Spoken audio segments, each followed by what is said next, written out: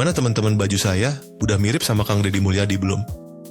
Oh ya teman-teman, ini adalah podcast pertama saya. Di sini kita akan bahas berbagai isu yang terjadi di Indonesia. Mudah-mudahan bisa memberi manfaat dan jangan baper ya. Di sini kita buat seasik mungkin tanpa menyinggung pihak-pihak lain. Di podcast hari ini kita akan membahas isu-isu kebangsaan, budaya, dan tokoh inspiratif Indonesia.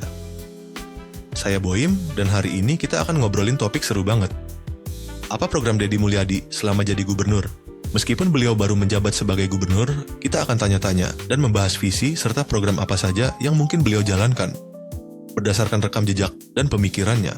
Untuk itu, kita kedatangan narasumber yang cukup dekat mengikuti kiprah Pak Deddy, yaitu Bapak Ono Surono, salah satu anggota DPRD Jawa Barat, yang saat ini namanya lagi ramai diperbincangkan di berbagai platform media sosial.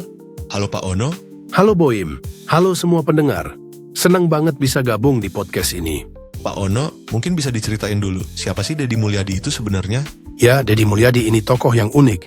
Dia politisi, tapi gayanya sangat dekat dengan rakyat.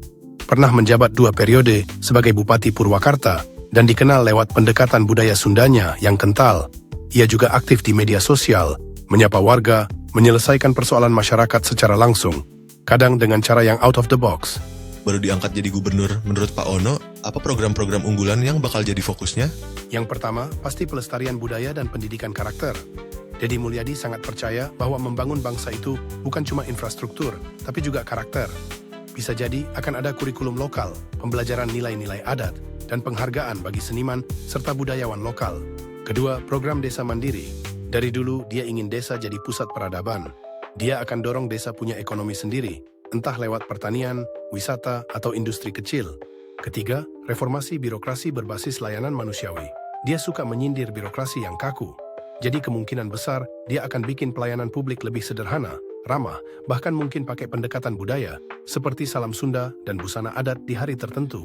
Kalau programnya sebagus itu, kira-kira apa tantangan paling berat? Yang pasti, politik anggaran. Program berbasis budaya kadang dianggap tidak produktif oleh sebagian elit politik.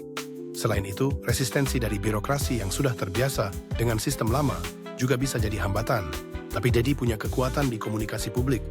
Dia bisa meyakinkan rakyat, dan itu kekuatan besar dalam demokrasi. Baik, menarik sekali bahasan kita hari ini ya Pak. Selain Pak Ono, hari ini juga hadir narasumber utama kita, Bapak Gubernur Jawa Barat, Pak Deddy Mulyadi. Nah, saya ingin bertanya Pak, sekalian Bapak kasih paparan mengenai kebijakan-kebijakan Bapak yang sering kali dikomentari berbagai lapisan masyarakat atau elit pemerintah, bahkan media. Gimana pendapat Bapak menanggapi hal itu?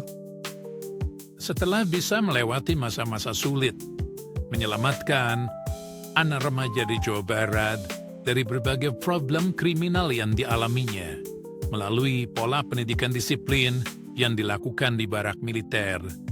Kini, berbagai pihak mulai mengepung kembali dengan berbagai stigma sebagai gubernur konten, Mulyono Jilid 2, gubernur pencitraan, dan berbagai tayangan lainnya yang sengaja dibuat, yang tujuannya untuk apa sih?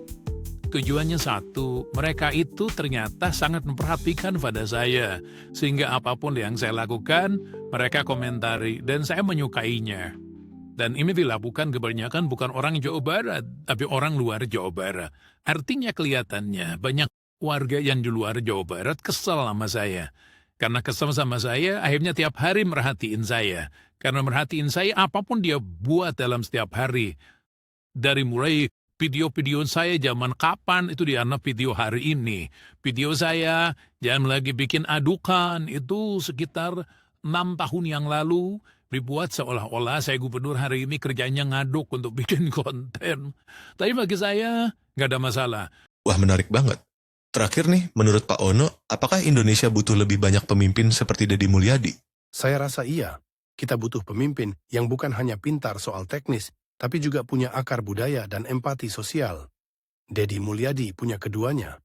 Meskipun gaya komunikasinya kadang kontroversial, dia menyentuh hal-hal yang esensial dalam kehidupan rakyat. Terima kasih banyak Pak Ono, Pak Deddy atas waktunya. Semoga obrolan ini bisa jadi bahan renungan buat kita semua, bahwa pembangunan bukan cuma soal gedung tinggi dan jalan tol, tapi juga manusia dan nilai-nilai yang membentuk kita.